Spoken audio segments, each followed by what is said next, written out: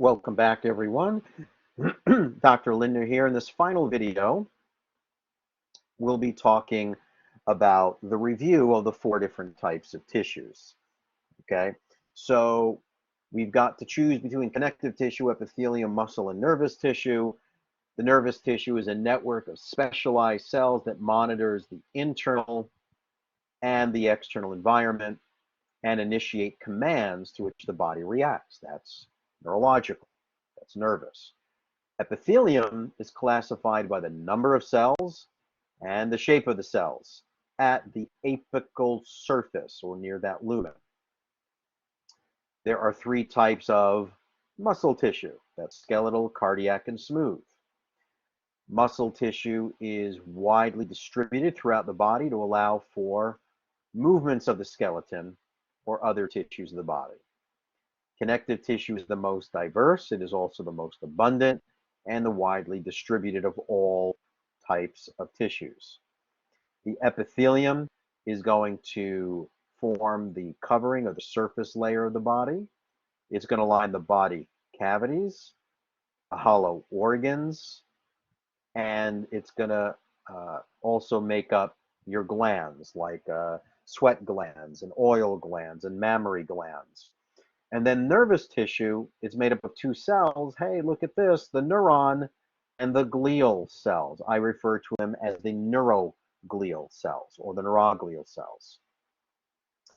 When we talk about connective tissue, remember there's connective tissue proper, supporting connective tissue, and then fluid. Fluid connective tissue, we focused on blood, white blood cells and red blood cells.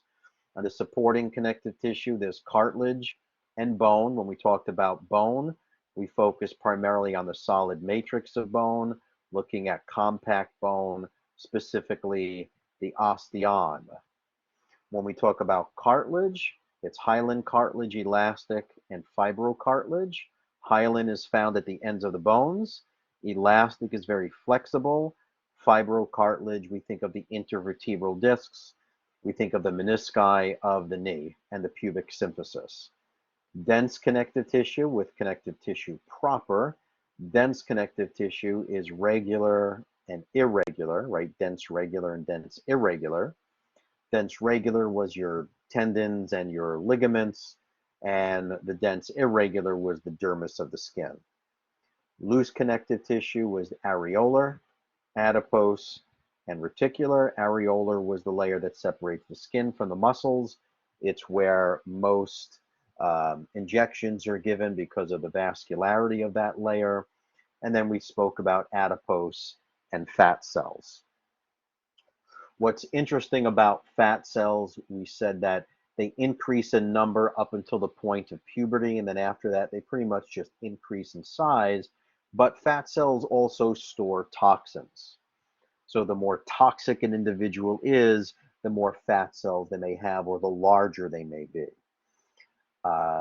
This is why you never see a morbidly obese spider or a morbidly obese ant. They don't contain fat cells. And that's why when these insects are on crops that have pesticides or fungicides and herbicides, when they inject that neurotoxin, it kills it. But humans, it doesn't kill us, at least not right away, right? Because we can store those toxins in fat cells, and little by little, those fat cells can rupture, releasing those toxins into the liver for detoxification.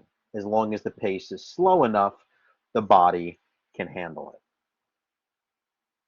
Okay, here's other questions I've seen pop up. Again, drag and drop. So we have these three categories: fluid connective tissue, supporting connective tissue, and connective. And all you have to do is drag and drop.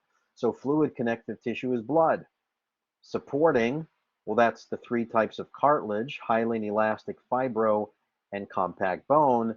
And then connective tissue proper had areolar, adipose, reticular. And then it had dense regular, dense irregular, and dense elastic. Drag and drop again. So under epithelium, well, that was simple squamous, stratified squamous, simple cuboidal, and pseudostratified. Those are all the terms linked with epithelium. We talk about muscle, it's smooth muscle, cardiac muscle, and skeletal muscle. When we talk about the neuron or nervous tissue, obviously that falls under nervous. And then connective tissue, we spoke about compact bone. We spoke about elastic cartilage, fibrocartilage, hyaline cartilage, areolar and adipose. Those are all different types of connective tissue. So good ways of kind of reviewing different types of tissue, being able to categorize them. In terms of cartilage, well, fibrocartilage, which is the strongest cartilage in the body, we said is the intervertebral discs, the meniscus of the knee, and the pubic symphysis. When we talk about elastic cartilage, that's flexible. That's the epiglottis. That's in the back of the throat that closes off the airway and directs food into the esophagus. The pinna of the ear, the external ear, and the eustachian tube. That's all elastic. Hyaline, we find at the ends of the bone. We find in the nose, the nasal septum. There's cartilage around the larynx. It's called the thyroid cartilage. And then there's cartilage around the trachea, those tracheal rings. Those are all hyaline cartilage. We said elastic cartilage is made up of elastic fibers. Fibrocartilage is type 1 collagen fibers, and hyaline type 2. So the fibrocartilage is type 1. This forms a thick parallel bundle, right? Fibrocartilage, strongest. Hyaline, they don't form the thick bundles. We don't need that much support as we do at the intervertebral discs or the knee joint. Hyaline cartilage, it's important, don't get me wrong, but it's type 2 collagen fibers. They just don't form those thick bundles. Okay, we'll take a break, and when we come back, we'll talk about the skin.